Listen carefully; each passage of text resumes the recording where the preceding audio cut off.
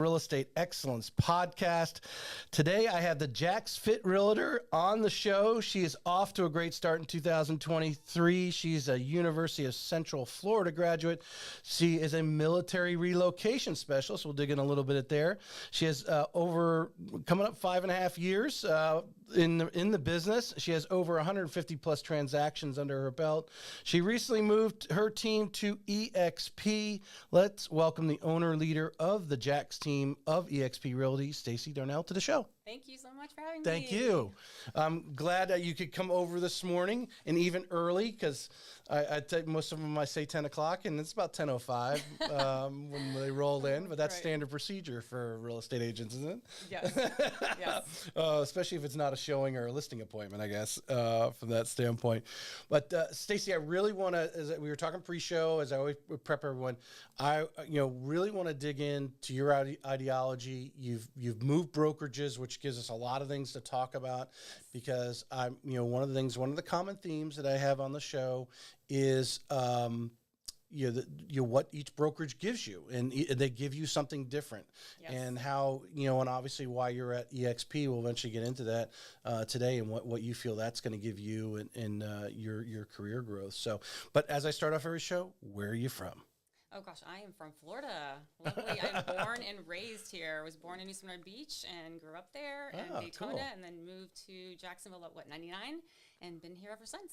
So you remember the day when Daytona Beach probably was still a spring break. Yes, yeah. Yes. and how over the last, roughly, I'd say 15, 20 years, they've kind of gotten, Daytona's stepped out of being that place anymore. Yes. Yeah. As they are, as my age group over, it was actually probably when I graduated college in early 92, actually, by that time, it really was tapering off. I mean, people were still going there. And you were still hearing stories, and I remember going down there and driving up and down the strip, everybody checking each other out. Spring break, the races, bike week, all that good stuff. People hanging off the balconies, and stuff like that.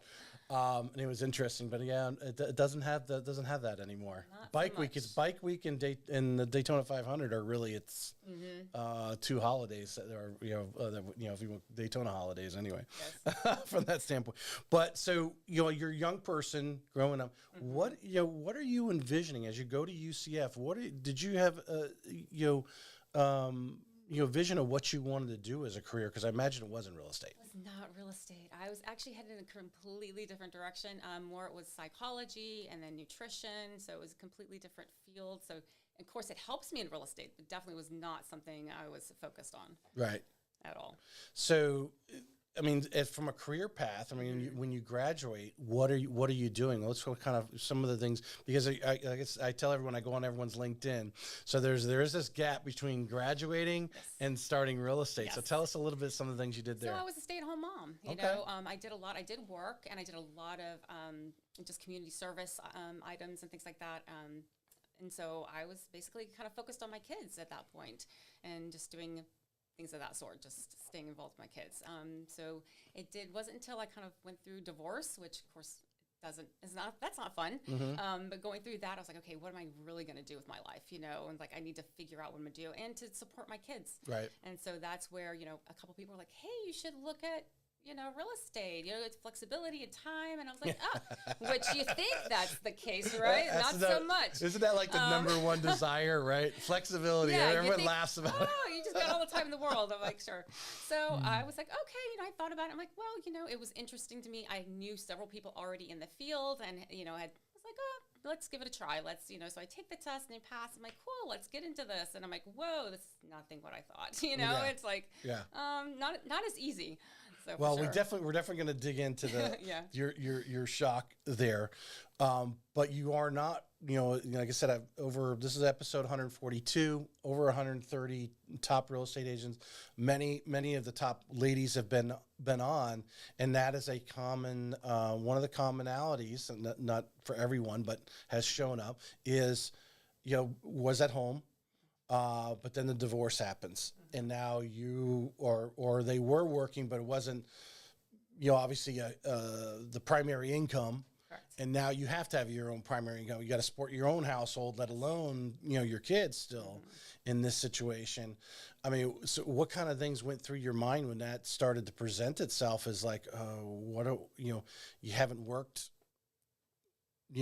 we couldn't fill out the application for a mortgage because the last 2 years you haven't worked, Right. type of thing. I have nonprofit work. I have other things, but that's, Yeah. You can't put that on paper. Yeah. Well, I mean, those are credible too, but I guess, obviously that shocked it, and everyone gets that cold chill that goes through us, that little adrenaline thing, like, oh my God, what am I going to do? Right. What are some different thoughts that you had, based on your experience of, like, besides real estate, like, what were some other things that you might have done?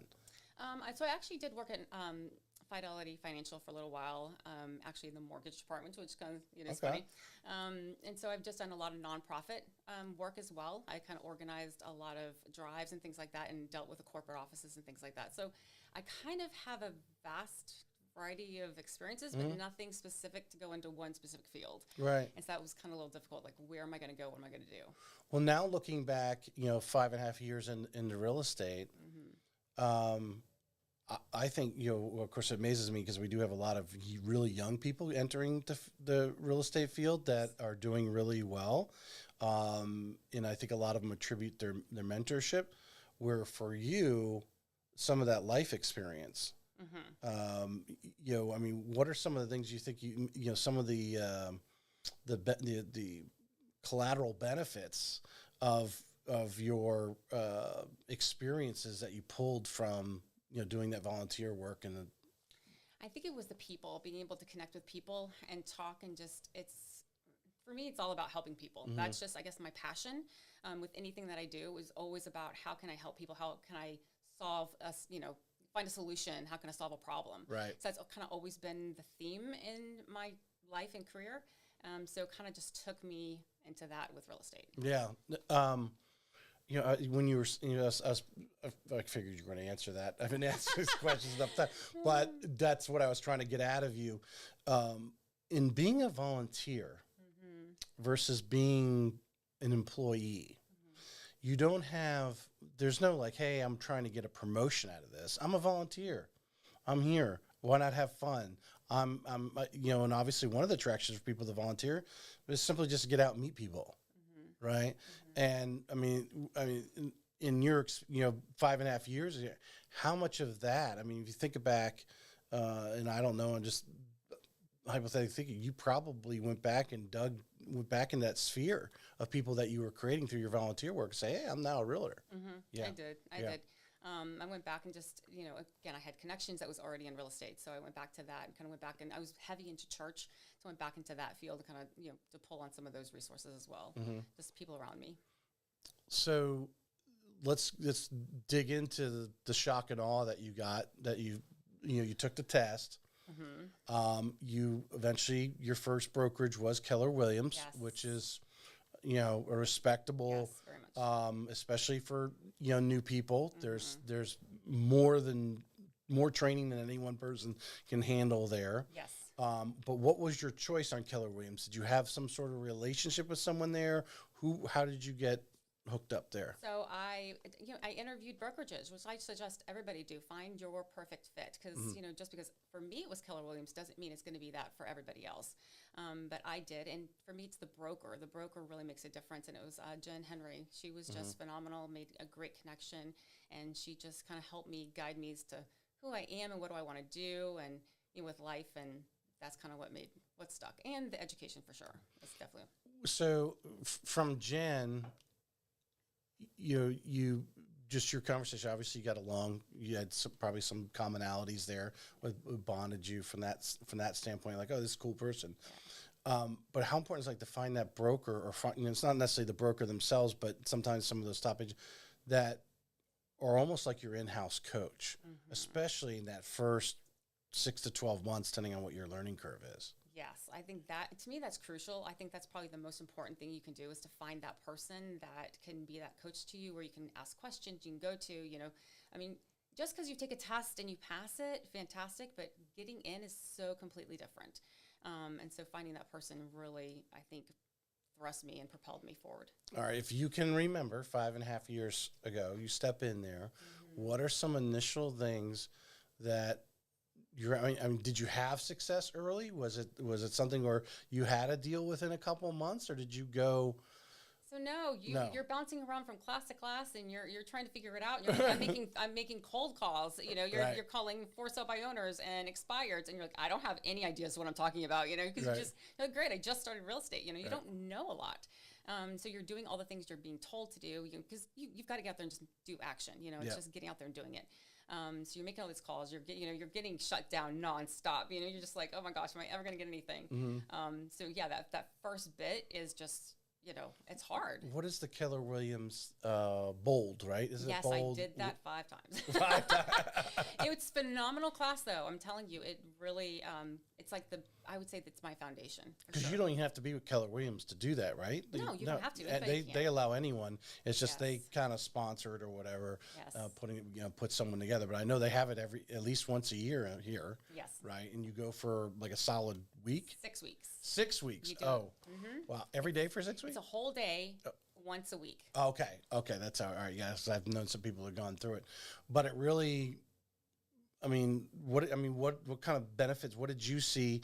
Obviously, you must have gotten. I think a lot of people discount this when going to different events and being around like-minded people, or at least people are trying to get the energy you get out. I would imagine you did it 5 times because you've got this positive mojo coming out. Yes, it's definitely a mindset, and it's the people you're around. It re-energizes you, gives you fresh ideas. It's also learning, you are your business. And so it's making you kind of grow as a person and learn who you are and what benefits can you do to bring to other people. It's just literally overall whole package. It's just not one thing. Did you get any deals out of those? Because you're making calls, right? You're making calls like crazy. Yeah, no, they do. They send you off, and they're like, okay, go make calls. And you're just like, what do I do? Go open up the, go through and figure out just numbers. So actually, no. You're about to say phone book. I was. Do not that. I'll show my age right there. I don't know if you can find one of those anymore. No, are they in hotel rooms anymore? Right, the phone book. Back in the day. No, actually, I didn't. It was one of those things like you make all the calls, you do that. And I set appointments, but nothing at that point had really stuck. Come to fruit. Not at that point. Yeah. Correct. Yeah. Correct. So you're at Keller Williams. You moved to some different brokerages. Now you're at eXp. Give us some, kind of color, because we talked about matching up with the right broker, right? And I assume that's why you've moved several times, because what you thought was the value there, either it was short-lived or it wasn't there. But give us some experiences. Assume we're talking to someone new right now, maybe hasn't got in the business, or maybe someone who's been at the same brokerage for 3 or 4 years and is at the point of, should I continue doing this? I'm not growing. Right. Now, everyone will say you have to be self-serving. That's understandable. There are some people that get it, but initially we try to surround ourselves by some people who know what they're doing, so that hopefully, we can shorten that learning curve. Yes. So it isn't 5-10 years, because you're not going to last 5-10 years in this business if you're not bearing fruit. No, you have to keep growing consistently, and it's obviously around the people. Right. No, I would say initially, so I did join a team pretty soon after. That drastically changed for me. That's really, to me, what changed everything, was joining a team, because my learning, instead of being years, was like shortened down, and I just kind of dug right in. Like, what can I learn? How fast can I learn? And that was probably the rocket, the taking off for me standpoint. Break down the team for us, because what you got, because obviously everyone gets something different out of the team. I'm sure a lot of things are overlapping, but again, you're talking to a girlfriend of yours approaches you about real estate. You'd probably say, hey, I recommend you join a team. Why? Well, I believe you can learn a lot faster. You can, there's just so much when you're out on your own in the very, very beginning. You're kind of just all over the place. You don't really know what to do. Where am I supposed to go? What do I do? I would say the team kind of hyper-focuses you and really tells you, here's the main points. and you learn so much faster. I think you learn by experience probably faster than you do by the books or in class. Oh, 100%. And so I believe that by watching and being in those transactions and the people around me, what are you saying, what are you doing, that you learn so much faster. Well, the books are the books, and they're telling you something, but I really believe our brain is a library, and it doesn't know where to file that information away until you actually you walk into that house. Oh, this is how you do this. I remember it telling me I should, whatever it was telling, but you don't know that until that phone conversation and the question arises. Oh, that's where that information's supposed to go. Correct.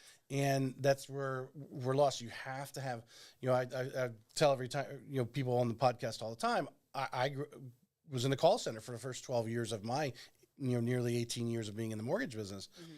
Those first 12 years, especially the first 3, because I was actually in the call center, and long story, I was working from home the rest of the time, but my sword definitely dulled by not working in the call center. Right. When you're in the call center, one, you have already the just natural kind of competition. Yes. Someone else got a deal. Oh, I gotta get one, right? Type of thing. Exactly.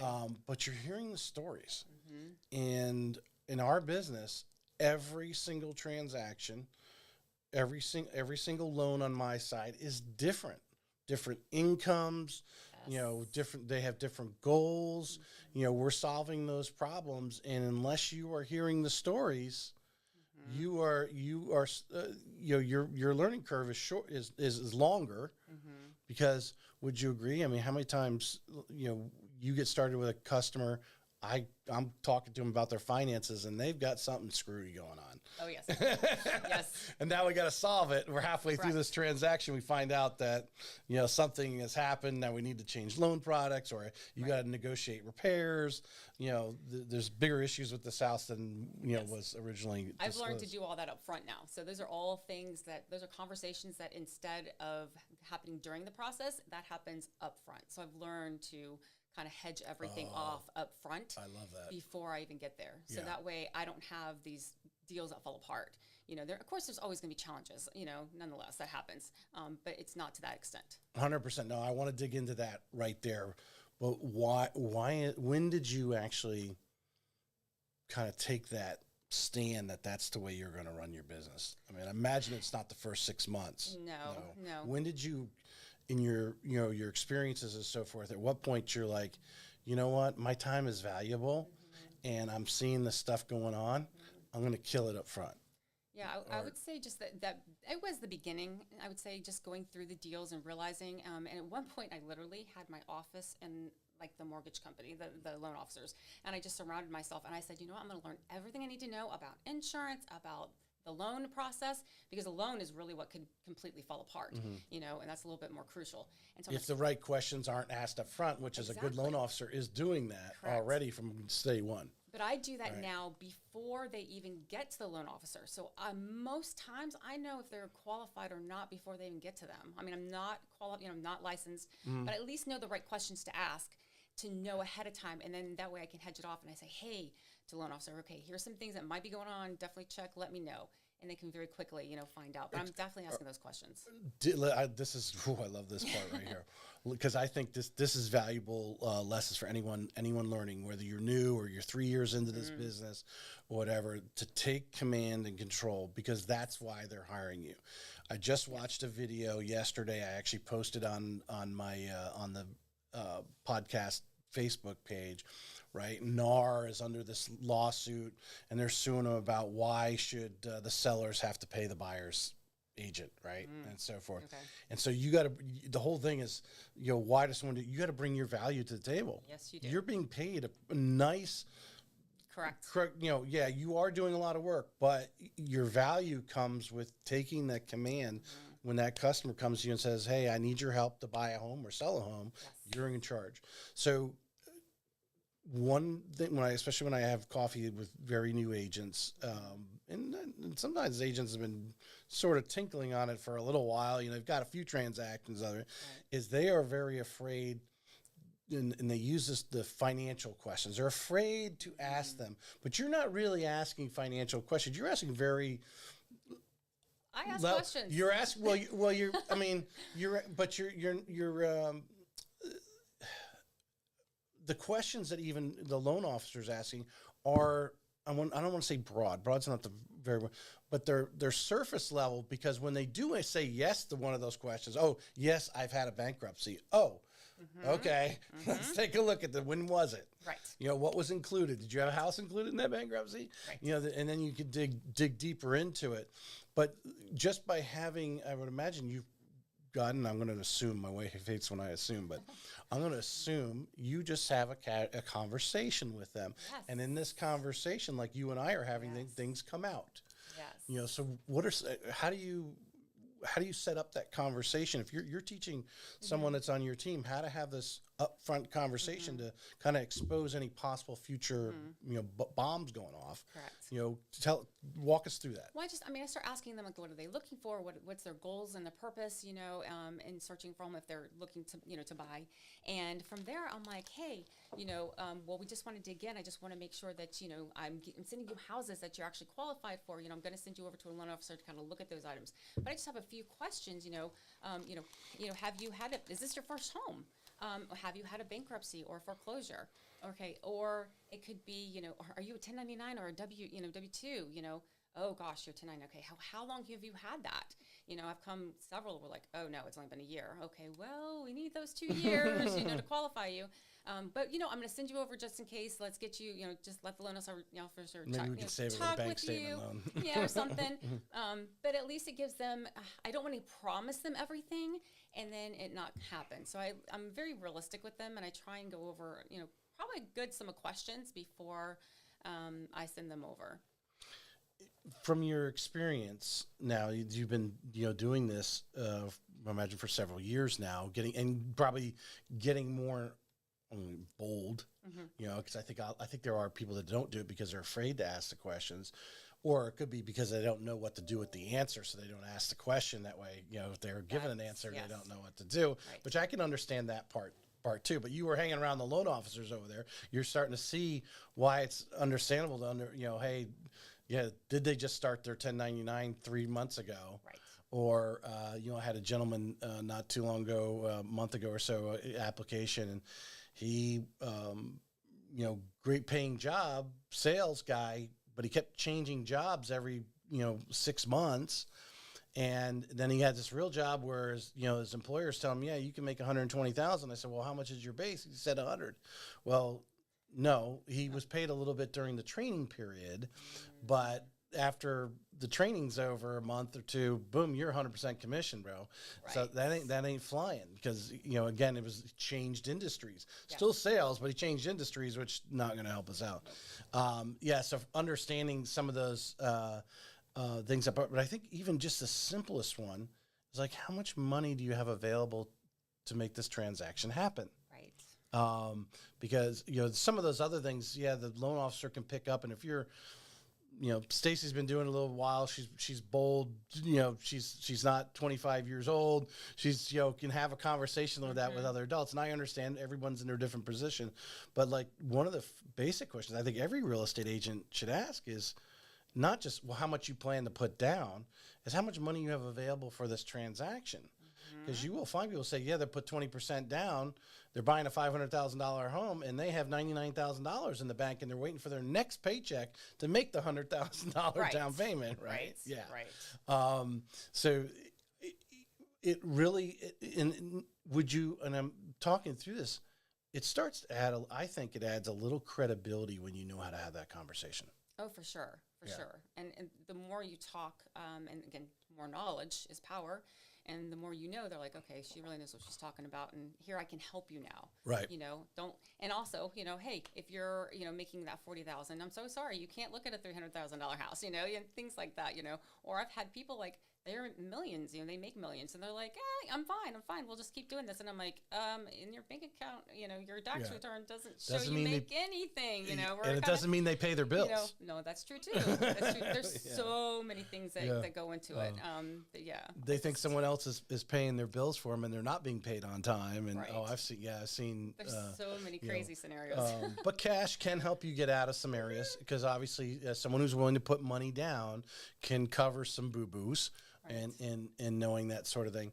Well, you were just talking there, another a thought came to my head, and maybe it'll come back to me. I do this all the time because I didn't want to interrupt you in your conversation. But the credibility piece, I think, is important. Having again, talking to over 130 top agents, and Lisa Pruitt just last week talking about, as I cut one of her reels out, talking about that credibility piece allows you to have the tough conversations with them later on.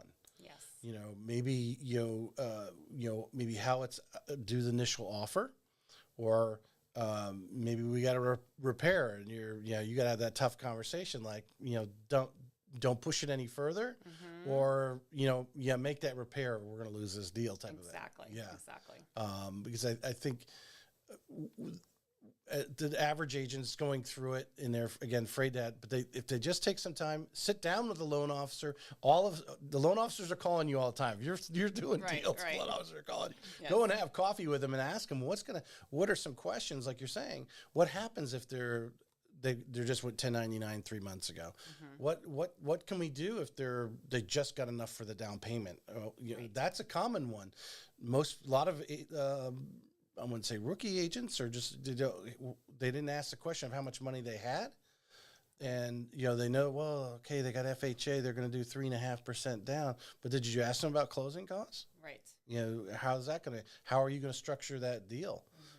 I have had situations, unfortunately it doesn't happen a lot, where they wrote the deal up, didn't ask for any seller concessions, and then I'm like calling the agent going, where did they come up with the rest of Oh, no.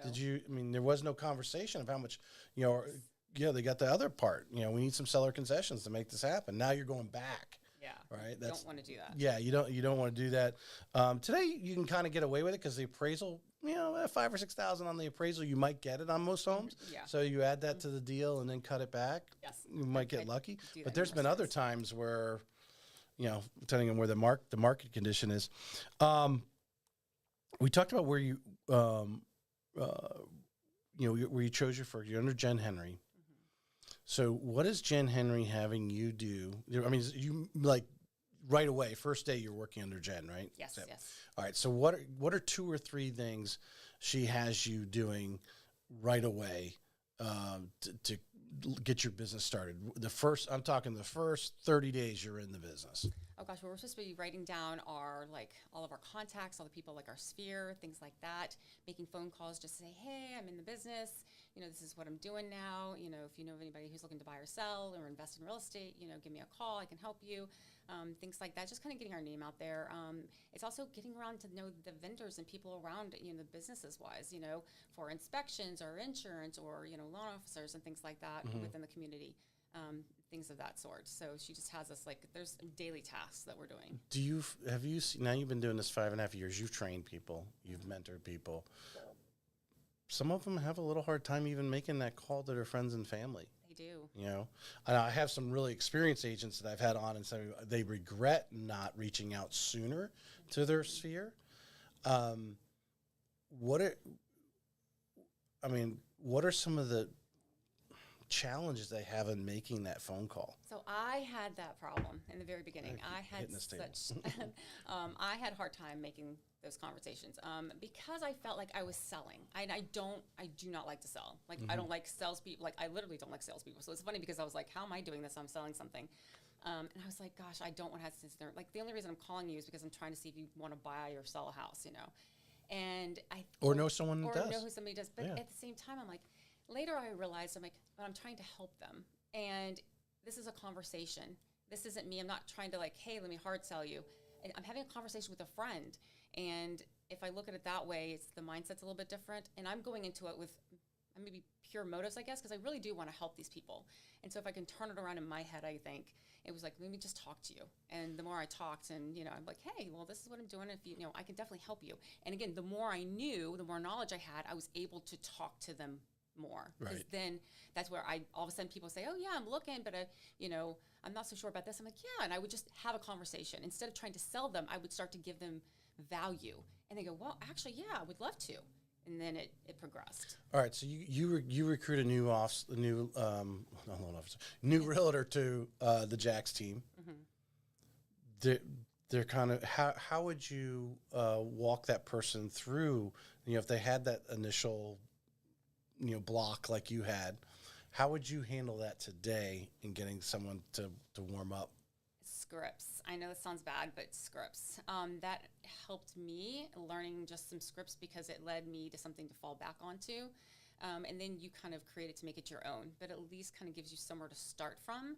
And those are just, it kind of gets your mind going and just in the frame of reference. So okay, now that opens another can of worms. I know, for sure. The challenge of scripts, but I will tell you one of the top. I'm like, what is? Hopefully, if she's listening or maybe catches this real, but who was it that told me that they learn the scripts like the back of their hand? Oh, no. They practice them, and made them their own. Yes. And I think I have a challenge. I remember I battled that in the call center because they were big on scripts. And, I'm reading this and I'm knowing the guy who wrote the script. I'm like, dude, you never really said it this way. Right. And sometimes they do sound a little corny or whatever. They're all corny, all of them. Yeah, but you got to make them your own. You do. You do. And you make it part of you, and practicing of them was this. It's going to come to me, but I had her on the show, and that's what she said. She learned those scripts, and so that gave someone who doesn't have a lot of knowledge. We were talking about the brain. You got to have something, a wall to stick it on. Yes. And at that point, you don't have anything to stick it on. You're in this free space. Right. Right. But learning the scripts hopefully gives you some, because you can't learn everything about real estate. I mean, you could go to, sit there every day for 8 hours a day for 3 or 4 months to really, and then graduate and still not know everything about real estate. Oh, no. You're going to learn something new every day, always, no matter how long you're in the business. Every situation that pops up in front of us, every title, right? Every home is different and so forth. So the scripts. Okay, so that was, you said something else though I wanted to also dig into in that, because you really opened a Pandora's box, so to speak. That's okay. What was the other thing? You said scripts, and then you said something else behind that. Oh gosh. It'll come back to us. Come back to us. I'll play the replay. All right. It'll come back to us. All right. So she's having you. So, she throws the scripts in front of you. You start plowing through that. You're sticking to it because you have obviously credibility. Jen has credibility right now in your space. I guess the question I was asking, how can you shorten someone's learning curve? What is it? We don't know what we don't know, right? So they're sitting there making these phone calls, but like you said, it's not really a sales call. As I often, I've done it different times. You're kind of looking through that person, at least make the feel. I'm not selling you. Do you know someone, because obviously while I'm asking if they know someone who wants to sell, they're now realizing I'm telling them I'm a real estate agent. Right. There's the other way to do it. Exactly. Right? That's another one for sure. Yeah. For sure. Yeah. So you're making some phone calls. What are some other things that she has you doing here? Well, we door knock. Passing out flyers, just trying to talk to people in the community. How did you feel about that? I love door knocking, to be honest. Do you? It's funny because, most times most agents are like, door knocking, no, I don't want to do it. I loved it. It was out in front of people, just, hey, I just wanted to meet you. And it's a flyer that's just information. Right. It's about the neighborhood. It's not, I'm trying to buy or sell or anything. To me, it was like, I'm just providing you some value and here's what's going on in your neighborhood. And so I would just pass them out and just talk to them. So would you just go out in the middle of the week and kind of blanket, or it wasn't necessarily around an open house? You just... Correct. It was like a neighbor. I mean, I would pick a neighborhood, right? And that would be what I would. Farming has come up. I've seen it numerous times this week for some reason. I know it was one of the a couple of the, because I'll go back through these videos and cut reels out, and then I'll realize a lot of the, not that I'm not listening initially, but I'll obviously start hearing common themes because now I'm actually digging out these statements and so forth. In farming a particular neighborhood, I know you follow Josh Rogers. Josh is very good at Austin Preck. He has his neighborhood. I think they're both. I am so tempted as a loan officer just to do it because I see neighborhoods that are not being farmed, and I'm like, well, I already do a bunch of video anyway. I can just do it. Exactly. And then now I have leads that I can hand out to real estate agents, right? It makes me more valuable, right? From that standpoint. How important? I mean, are you working any neighborhoods now, or do you coach? What are the benefits? What are Josh and Austin seeing from farming a particular neighborhood and really, focusing on that? Whether 500 to, I don't know what's in Beacon Lakes. They're probably 3,000 or 4,000 homes. Right. I mean, obviously they have great success with it, and that's their niche and what they do. And to be honest, I don't farm. That was something I started in the very beginning, and I always go back like, I should be farming, and that's for some reason not been necessarily my niche, and so I've just focused on what's mine. You find out what are you really, really good at, and stick with it. You know. And I think you have to kind of find those couple pieces. And for them, it's been phenomenal, Well, you mentioned something there, finding something you're good at. Again, something we talk about a lot on the show, because the top agents are, whatever that marketing thing is, it might be knocking on doors. If that's your thing, then you need to, 10X it. So I imagine you find your niche through some trial and error. Talk about that path for you. What are some things that you did that I'd never did, it works for John Smith over there, but it doesn't work for me. Yeah. I mean, I love the door knocking. I love the farming. That just never stuck. I would say what stuck for me was the one thing I was probably the worst at. It was making phone calls. I hated to make the phone calls, especially people I did not know. And being thrust into a team, it was like, here, make calls. And now you're answering and having to talk to a bunch of people you don't know and who don't know you. And now you've got to convince them that you're an amazing agent and, hey, pick me, kind of thing. And I was like, no, I want to be like the best at this. I really want to do really well at this. And so I thrust in it and I just took it and ran with it. And it's just something that's just... Well, dig a little deeper. I mean, we talked about it a little bit. You mentioned scripts. So you made a decision that you were going to overcome this fear. Yes. But, it's really what it is. Yeah, the fear of rejection or whatever. What are some things you did while you weren't on the phone to get you better to when you're on the phone? Constantly, and it's script and role playing. You're constantly you say just scripts, and you're trying to make it your own. But when you're conversing with another agent, and they're throwing different things back at you, and it's not just the same thing. It's like they'll throw a different objection in there, and you're like, oh, I have to figure out how to handle that one. That's a new question I haven't heard of, and so that kind of just made me a little bit better at what I did. Now, when you do it, you have enough transactions under your belt. Yes. You probably obviously don't need to practice nowhere near if you even practice anymore. Yeah, not too much. You're now probably anymore. You're the other person in the role playing, working there because you've had enough conversations now. You've had enough transactions that any question they come at you, even if it was a question you've never heard before, you now know how to catch and redirect. Correct. To where it went, and that's the tip to everyone out there. I mean, there are some teams that's all they do.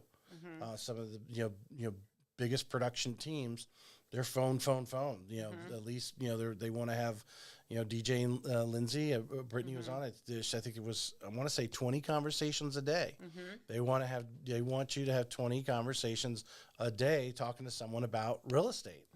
Well, I mean, you and I, that doesn't sound like a lot right now. Just hey, just walk in the grocery store and there's, you can knock out 5 right there. Right, exactly. Yeah. Or go do your volunteer work, or let alone go socialize at a happy hour. You can talk to 20. Basically, obviously, hopefully, hand out 20 cards, or obviously, if you're over the phone, you send them an email so they have your contact information and so forth.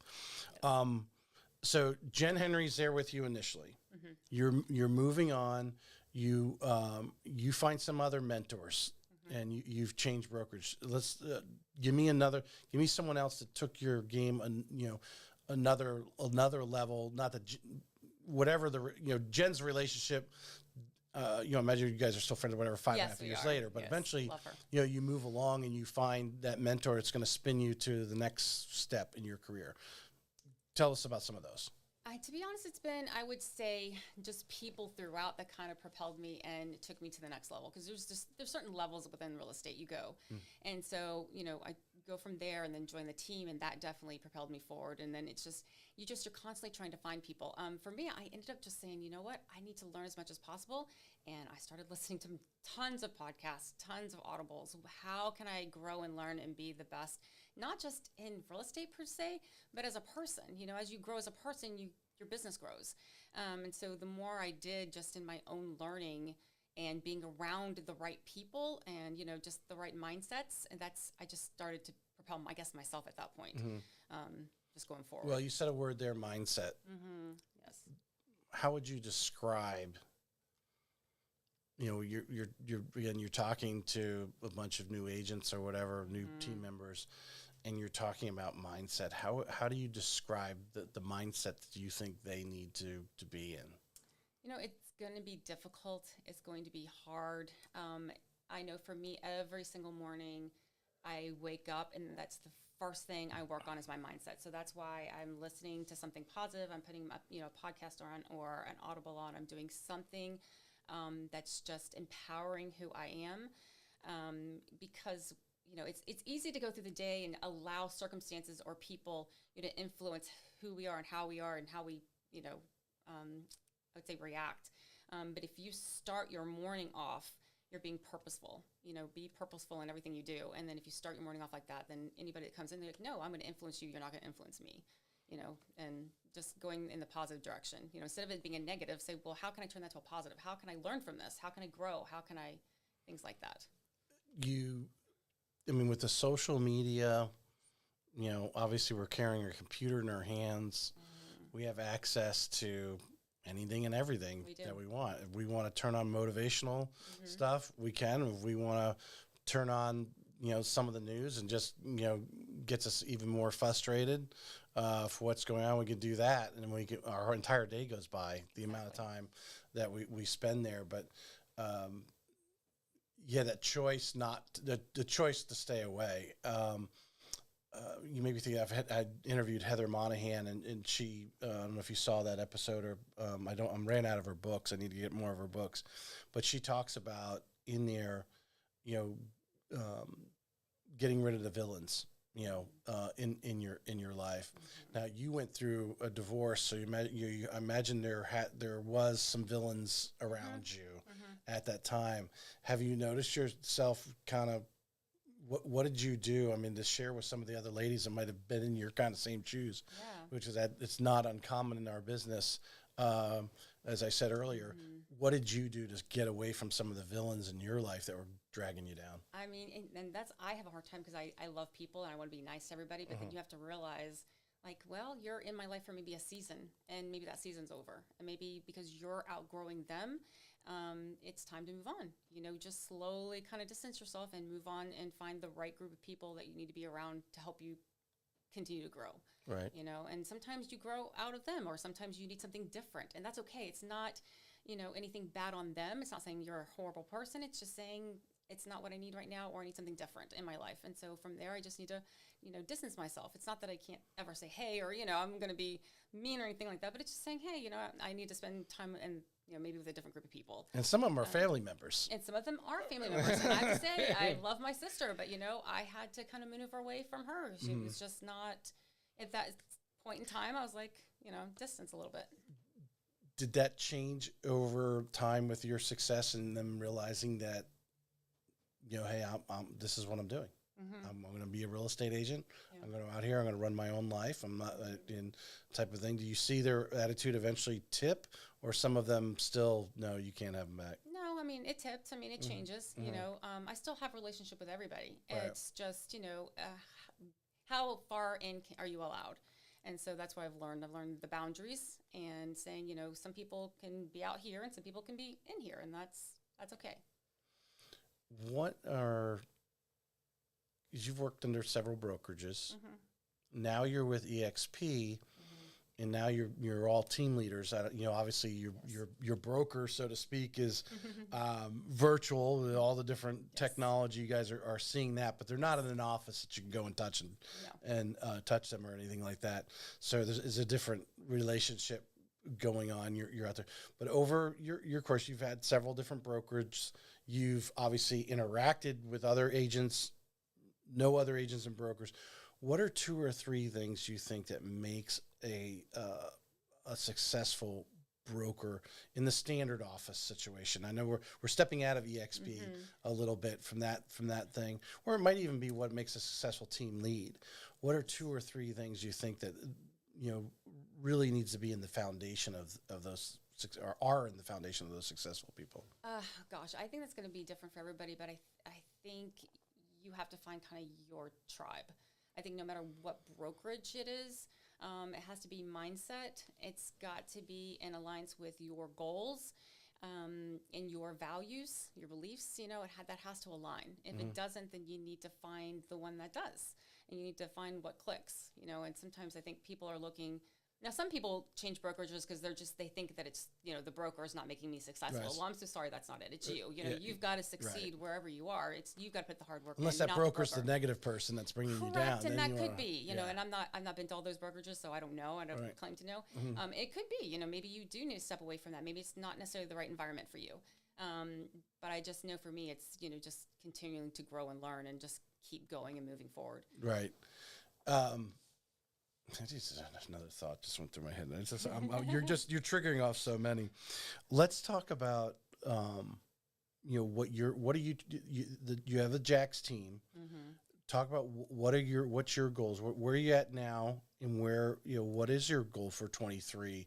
What is I imagine you guys are also talk about 5-year goals or whatever. What are you envisioning? Where do you want to take your business? It's funny because in the very beginning, the goal was always like maybe more centered around my numbers or around that, money mark and things like that. Of course, that it plays into the real estate game, in a sense.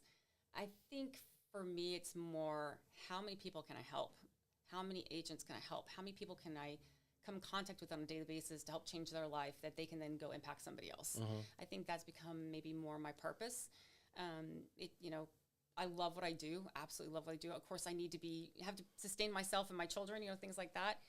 But it's also the purpose part, I think, plays a huge role in that. So for me, it's not necessarily, do I have this gigantic number in my head or I want this gigantic team or anything like that? No, it's about how many people can I help change or how many people can I, impact? If it's regardless to, maybe customers or maybe that's other agents.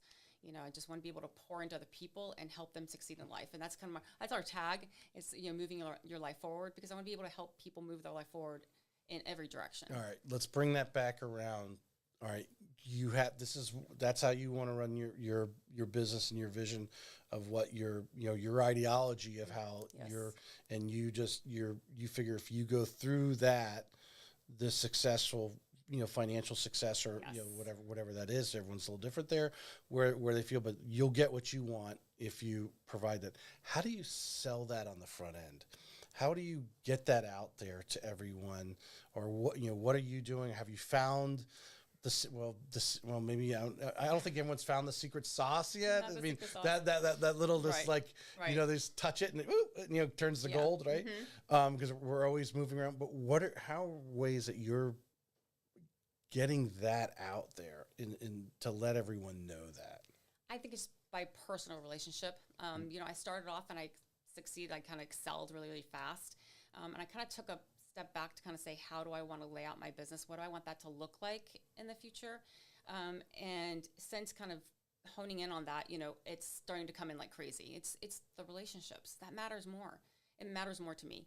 And with that, success comes. It comes. I don't have to search for it. It's people refer nonstop and, things like that. I think they find you, they realize that, okay, this is a genuine person who knows what she's doing, and they actually are on my side and they're going to listen to me and, things like that. I think that's more important. Okay. So if I'm hearing this correctly, you've really and I used this term the other day with Lisa Pruitt, you slowed the game down So so that customer that's in front of you is the most important person.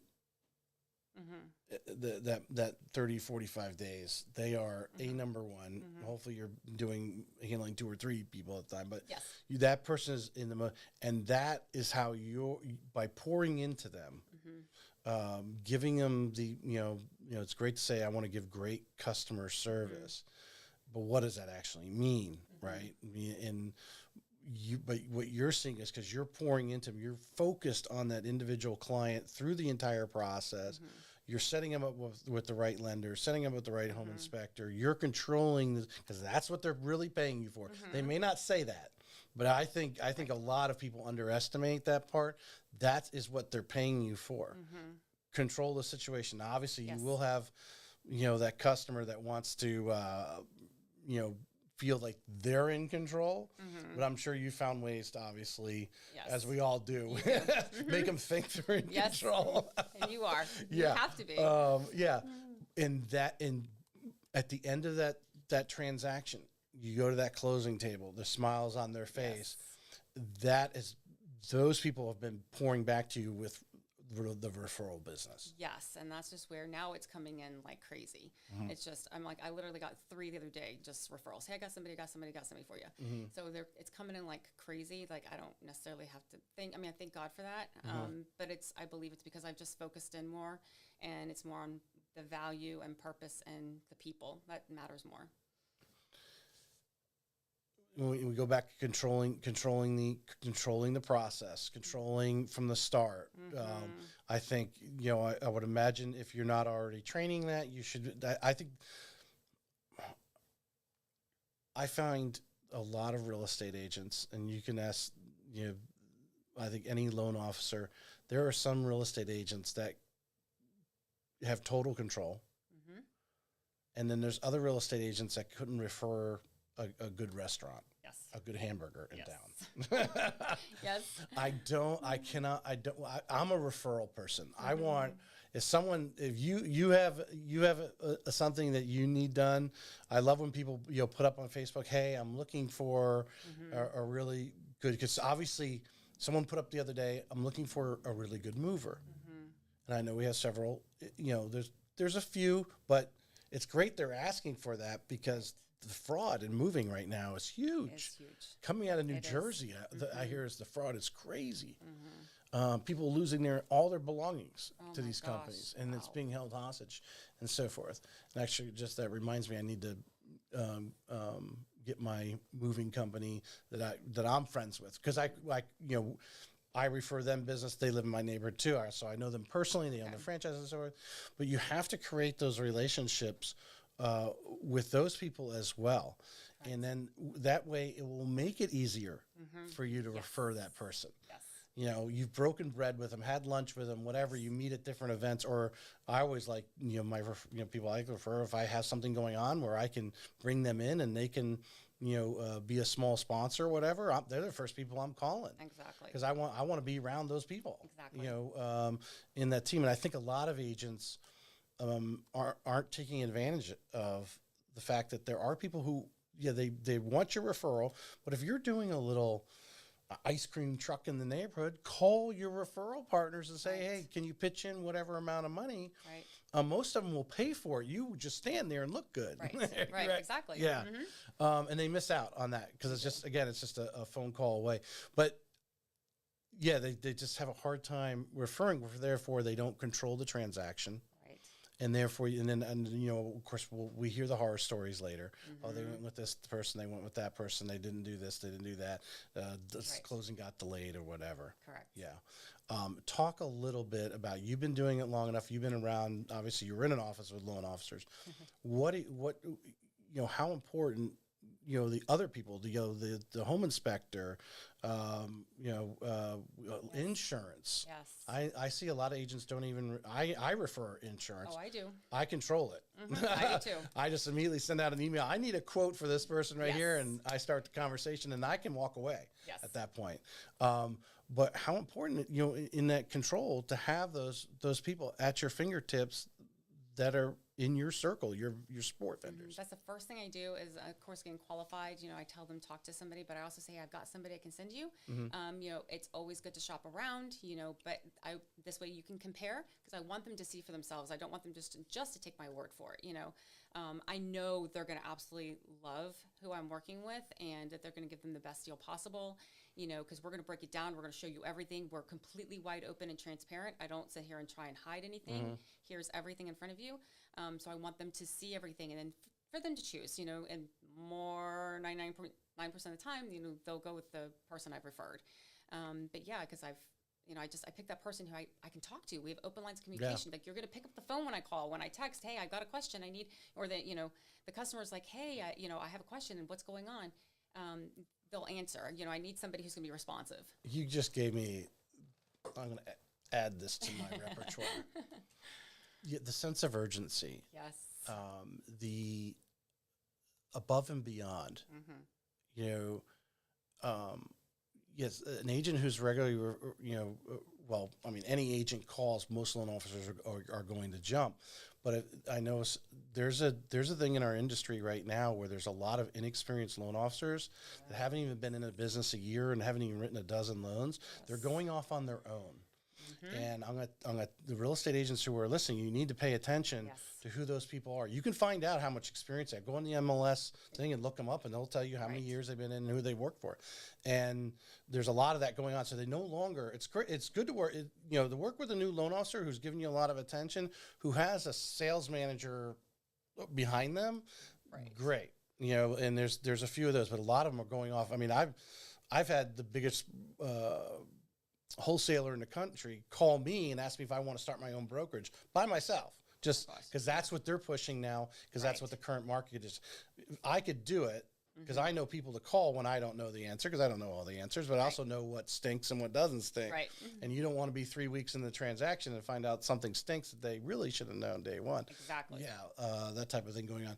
But where was I going? But it's the sense of urgency, and I think the above and beyond service. You just calling some whatever at some loan. I mean, because now with it's not new. Whenever your credit's pulled for a mortgage, it's sold off to all these guys, and now there's a lot of them out there. Right. A lot of these guys are working from home. They're actually buying these leads now. So you're going to get, some people say 20, I don't know, at least 10, if not more, random blind phone calls saying, I can give you a better rate. I can give you a better rate. Oh, yeah. But it's like any product. The less you sell it for, the less service they can give you. And a lot of these guys are sitting there, they're processing their own loans, and they're, I've got processors, some of the good companies, and I have brag about mine, they take that, they know more than I do. They really do. Because they're sitting out there at a desk all day long dealing with 20 transactions a month or whatever or more. But the above and beyond service, that's what you're giving. This loan officer is going to give you above and beyond service right from the get-go because I'm referring you. They want to please me. You're just right now currently a random customer, but because I'm referring you, you're gold to them, and they want to please me as the real estate agent. So they're going to go above and beyond for you, so that you will tell me how great they were. And I think that's reality.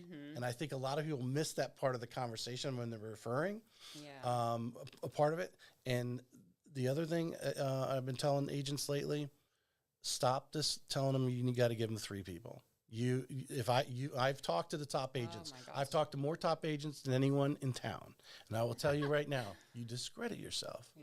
Because when they ask you who's the best, give them the best.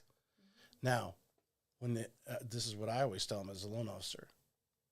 When you get the contract, which might be tomorrow, might be 3 weeks from now, 3 months, then it's time to make a couple other phone calls and ask them what kind of interest rate you're getting.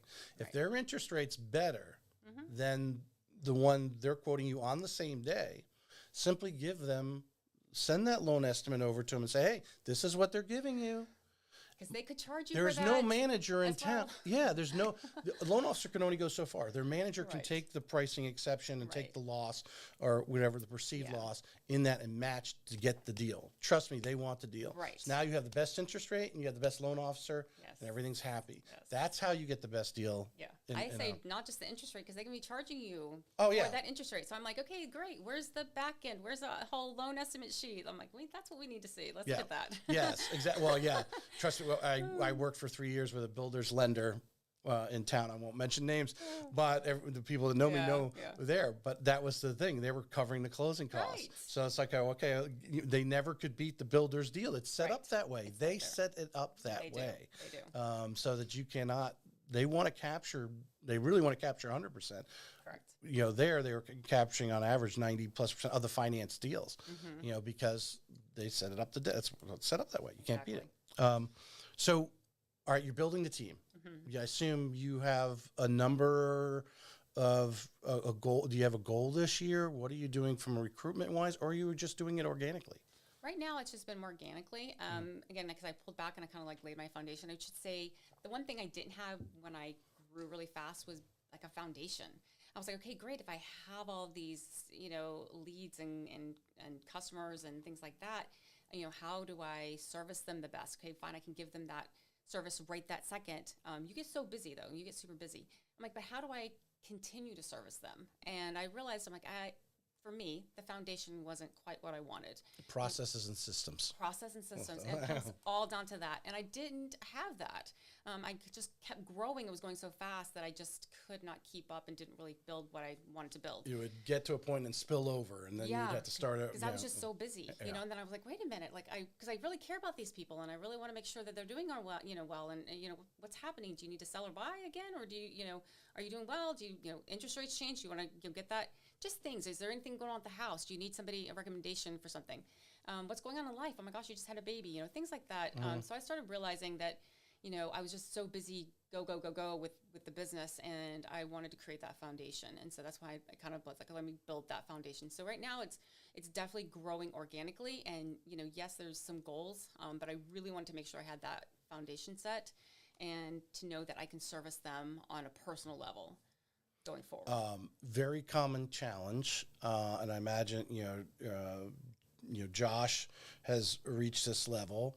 But number one thing, when do you bring on Kidnap says you should bring on an assistant first.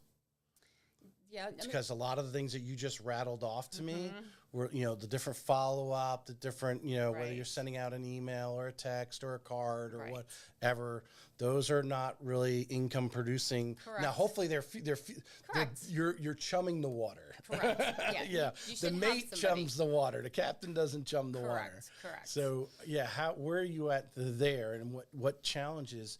Because I think this is very, very common for every agent that's at your level. So I definitely, for me, it was bringing on that transaction coordinator to handle the transaction process. And I have one, she's phenomenal, very customer service oriented, and she's licensed as well. So she takes over that part, keeps communication with all of us involved, and we're getting very open. And from there, it's then hiring somebody to do that, just like you said, that assistant that's going to maybe send out the cards or send out, the emails or, certain automation things you can do. But it's also like, it needs to be in your list. Like, hey, this person had a birthday, give them a call, so there's definitely systems and processes, and then bringing maybe in somebody to kind of help you with that. Right. Yeah. 100. And I know Andrew Michael. He's used.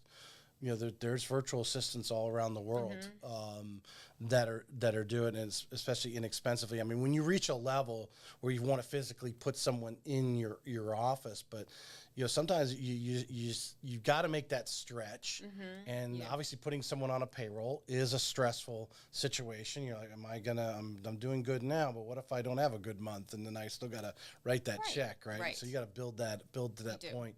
But that, I know one of the biggest challenges of every agent is they reach that point. It's like, I just physically can't do anymore.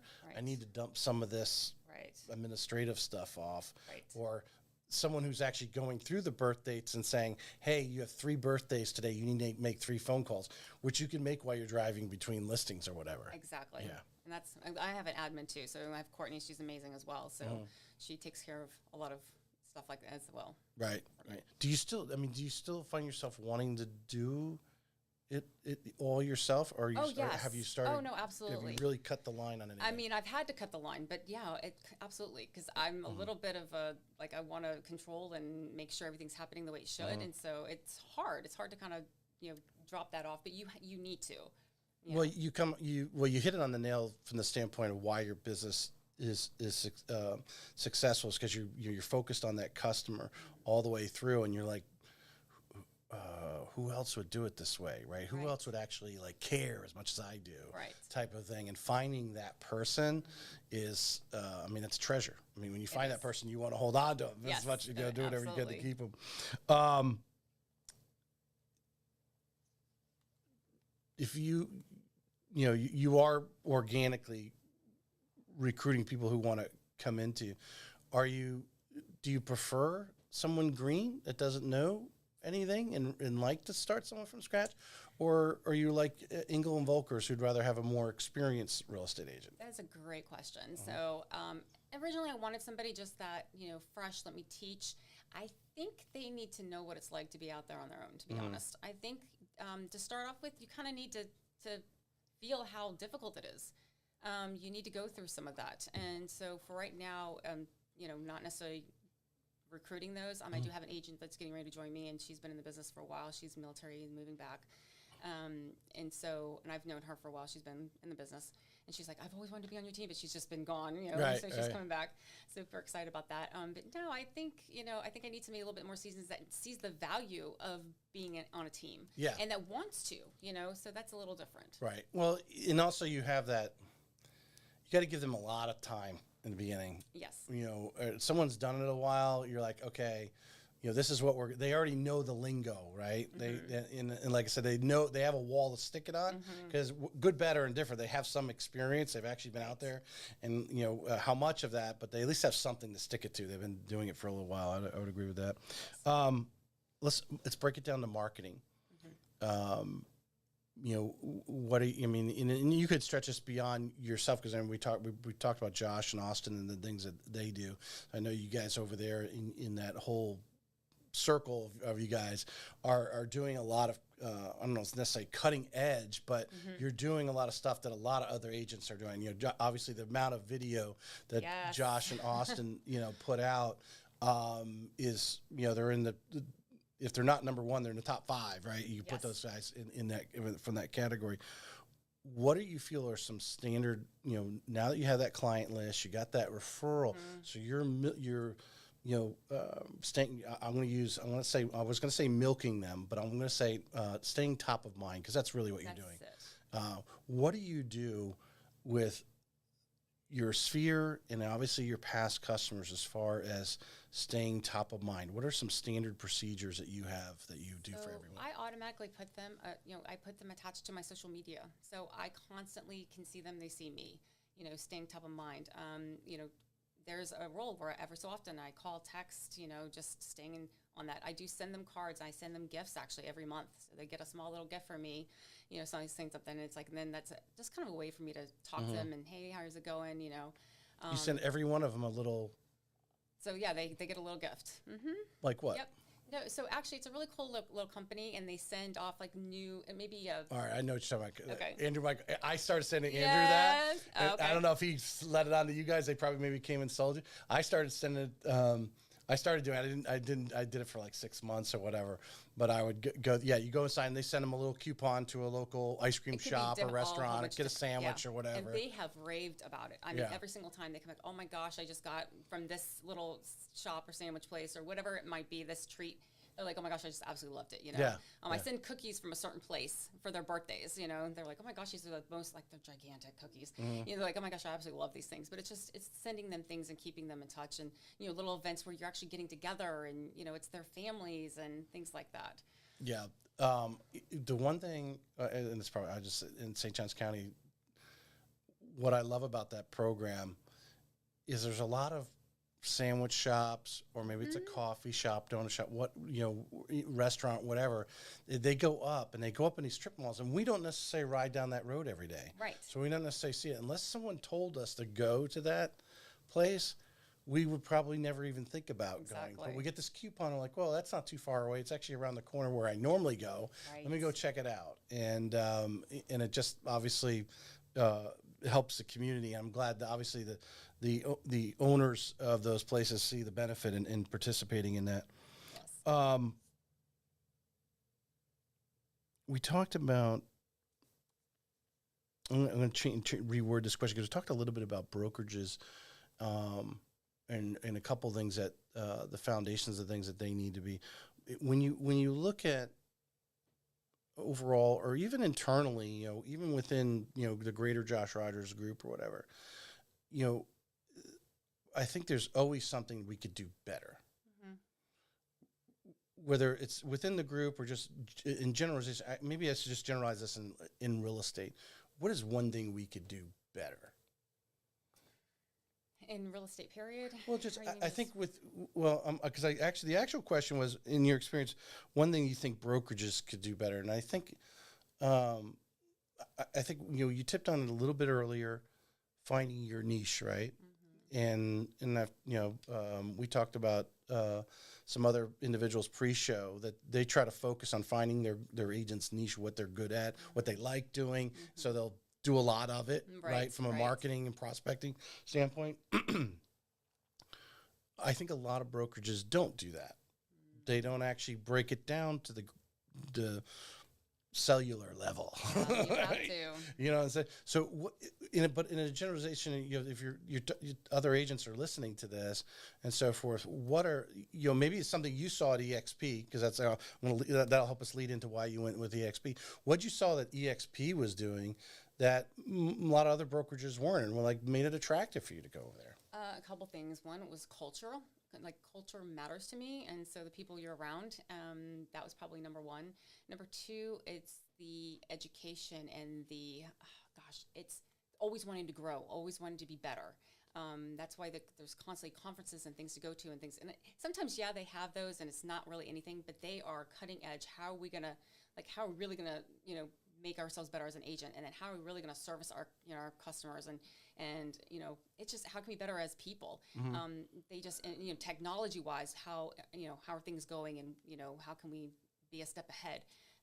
I love that forefront, that just go after it kind of. I'm not competitive in a sense, but I'm just constantly drive kind of person, and I just, what's next, how can I be better? And so I think for me, EXP just kind of encapsulated all that. So was it EXP as EXP, or the people that are immediately around you, like Josh and Austin, and So at first, I loved the concept of EXP, but that's not what drew me, because I'm like, I see the value there, and I was contemplating it. It was more the people. The people was like, that's my tribe. Like, those are my people. You knew that maybe if you didn't have your mindset set yet for the morning, and that positive that you were talking about earlier, that you could walk in the office and they would quickly help you get that mindset. We drive positive. each other. We constantly, and I love that back and forth, that how can we drive each other, and we're just constantly oh, I have this, oh, what do you have? And they're just, it's that, it's not competitive. It's just that I'm going to help build you. And we're constantly doing that, nonstop. And I love that. Culture is a word that's used often. I think I'm going to challenge you to define it for me here for you, because it's different. The culture of KW is different than the culture you're talking about on Joshua. We're building on, and we've tipped a little bit on it, but I mean, to try to describe it to someone. If you had to write a 500-word essay, how could you do it? So I would say the culture I was looking at was God-centered and family, and I know KW has that as well. But I would say it's people-focused. It's, you want to go make money, and, obviously you're not in any business to not make money. But it's also, it's about the people, and it's just, the culture is just more positive. we're constantly driving and seeking to be better. And I think that's just overall, the encompassing. You have the what I'm sensing, what I'm reading through you, between the lines, is that whole group that you've surrounded yourself, and we've used their names several times already, but they give you a lot of confidence that even though they don't report to you in any way, but you guys are just you're grouped together under the team eXp type thing with your own individual teams, but they have your back. Yes. And sometimes, would you agree? You go into real estate, you go into business, but real estate, you are your own individual. Sometimes you feel like an individual. And I know some people have left eXp, and I think it's one of the reasons because obviously they weren't part of a group like this. Yes. They did feel, didn't connect, didn't get involved with that group that welcomed you in, so to speak, and we're encouraging you, and like any family, any team, they sense when you're down, and all of a sudden you're getting a phone call because you're just connecting, right? Yeah, because we're also a part of Clayton Gitz, which is up north, and his team is huge, and he's constantly doing the driving too. So again, we're just part of a bigger group, and it's. Well, it's staying connected. I mean, there's big groups, but then so I know anyone could say, well, the group got too big. Nope, we stay connected. What it is what I'm sensing is Clayton's here, but you got guys like Josh and Austin's personality and these other things, because you need those great leaders create other leaders. You could have a great leader as a huge organization, but because you get 3 levels down, that's as far as they grow because. Right. There's not enough other leaders in there that are keeping the plate spinning. Yeah, and there's lots of them where they're constantly creating those leaders, and we're constantly, because it's something we all believe in, so it's something we all do naturally, So an agent considering coming to eXp, they're listening to this right now, experienced or inexperienced, because I know you. I imagine eXp has a structure for brand new people. There's coaching, definitely. Type of thing. But it goes back, we talked about pre-show, we brought up during the show, why you choose certain brokerages. And you have to go in and meet this group that you're talking about. It's how really it's going to make the difference of whether you're if you even stay in it, because we know 80% of the agents aren't going to renew. 2 years, they're not renewing, and type of thing. They fall out because they're not part of this group that makes them feel part of the family. Some people need that. Now, there are some people that went through corporate America, they were leaders or whatever, they have life experience, and they go out and they totally understand the concept of selling real estate. But a stay-at-home mom, maybe someone that was just a 9-to-5 person, a school teacher, sometimes just because their experiences, they don't fully see it from 30,000 feet. They have to go and join a group. Maybe they go spin off on their own later, but to come in and join a group to really get their business going. And obviously we know there's people who's got their business going and they love it so much. They're sticking with the group. They don't want to go off on their own. They love the synergy. Synergy. We're going to use that word synergy today. What are, we'll finish with this question here. Because everyone loves the market question, right? What's going on in the market right now? What is your mindset going in we'll start with listings and then we'll go to buyers. What is your mindset? What as a listing agent right now, today's market, the 1st of May, 2023, when you're going into that listing appointment, and you got someone that, hopefully you got the right house, and there are houses that are selling on the first weekend. Obviously I think that's every agent's goal, right? Exactly. First weekend, a handful of showings, get a couple offers, and we're already under contract on Monday. Yes. What is it taking right now in this marketplace when you go and talk to that seller and educating them? What are you telling them right now that this is how we need to do it? It's setting expectations completely. You have to set expectations of where we're at. We're not in the market we were before. We're in a completely different market. So in order to sell your house quickly and efficiently, pricing matters versus the condition of your home. There's just so many things that, marketing goes into play. There's so much that goes into it. But yeah, I would say setting those expectations, look at, before, you could just throw any number out there. And of course people were, paying it. No, that's not happening anymore. Don't be unrealistic with that price. Now we have to have those real conversations, and you've got to set that right up front. Pricing, you mentioned that. Yes. That's definitely the right. Well, you mentioned not necessarily the condition of the home, but obviously pricing due to the condition of the home. It matters. Yeah, yeah, a little bit. What is your? Do you stage a lot? What's your attitude on that? So I haven't actually staged a home with bringing furniture and things like that in. I bring a stager in who helps use the furniture that they have and the items they have in their home to stage. And then we talked about how to decluttering and getting rid of a lot of things. Obviously, making room space so that the buyers who walk through can visualize their items in the home. That I do every single time. Yeah. The important, I forgot what this, I saw some statistic and it was 82% sell faster. I mean, the organic way to stage is declutter and use what you've got there. Ideally, obviously, it depends on, I'm sure the clientele you're working with and the neighborhood you're working in, to how, because as we know, there's some people that have some really nice homes, but don't know how to buy furniture. Oh yeah, that's true. Right. Yeah. You're looking at the bed with no headboard or anything it's okay. But setting up the home properly, decluttering or staging, pricing right now is very important, and that's what I am hearing. 100%. You price it right. You should have a sale. That weekend, obviously the home's in doesn't have any, known issues and all things considered. All right. So the buyer now, what expectations? You talked about expectations. I imagine you're setting expectations for the buyers. So the buyers have different wants and needs. So if you want to just go off of maybe a recent buyer you might have had that come in, but walk us through that conversation you're having with that buyer right now in this market. So the buyer, I'm letting them know that, hey, there's times we do go into still multiple offers. It still happens. And, and right now interest rates have continued to climb. Obviously you don't want to hit another interest rate, rate going up again. But I'm like, hey, let's see what we can find perfect home. Are you willing to do a little bit of work in the home? What if we find the perfect home and it just doesn't have, such and such? Are you willing to do that? Just kind of broadening their mind a little bit. If you're in that perfect area, or if it's the right price for you.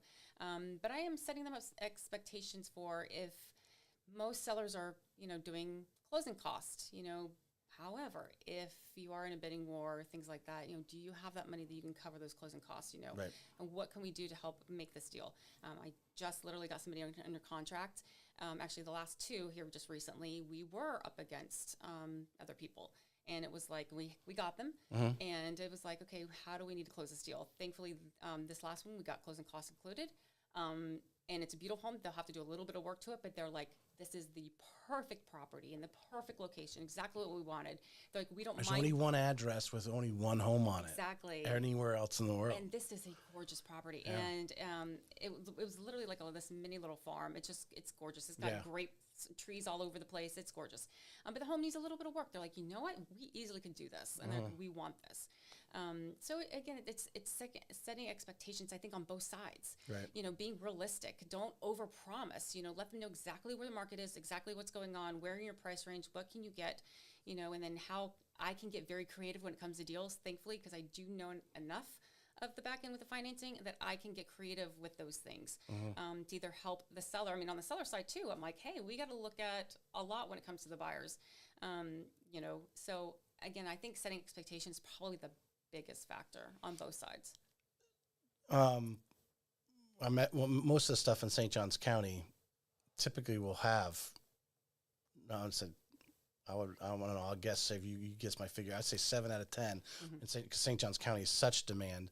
If it's not the number one demanded county in Florida, it's the second. And having.